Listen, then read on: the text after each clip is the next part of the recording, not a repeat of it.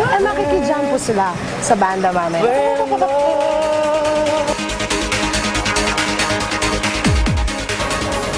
Alam nyo, ang alam ko dito sa Spicy Fingers, since meron silang branch dito sa Pilipinas at in Hong Kong. Yeah, it's called Sticky Fingers. Sticky Fingers yung sa Hong Kong, right? Oo. Saka, pero kahit saan ka pumunta, kahit anong branch, whether dito sa Manila o sa Hong Kong, maasahan mong party place talaga ang inyong mararanasan. Yes, ang alam ko mga sikat na banda ang palaging nagpe-perform dito.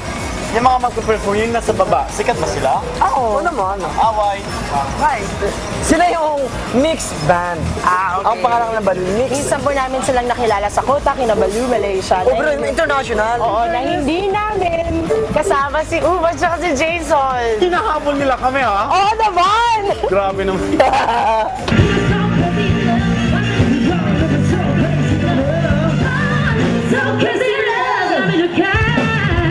Spicy Fingers Bar and Restaurant features a resident band which plays the good old soulful vibe of rock and the blues.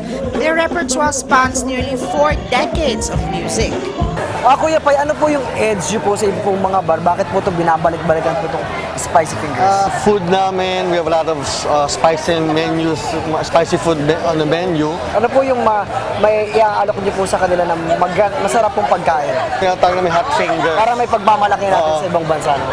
Ano siya, made of very long chili, pagkatapos meron siyang stuffing na cheese tsaka beef. Spicy siya, yun normally ang introduce namin. Ano po yung Mix. music po? Mix na rin. Mix na rin, merong 80s, 90s, merong konting rock. Okay. So, merong pang bata, merong pang may edad. Their resident band is known to bring the house down, be it in the local scene or whichever place they bring their act, kahit nga sa ibang bansa. Bakit mix ang pangalan ng banda nyo? Mix kasi galing kami sa iba't ibang banda.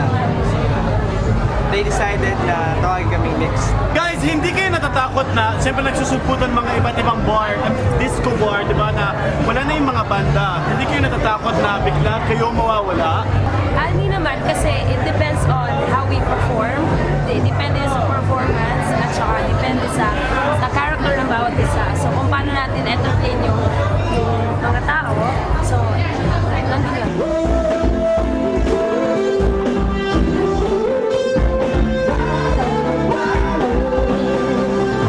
19 East Club and Garden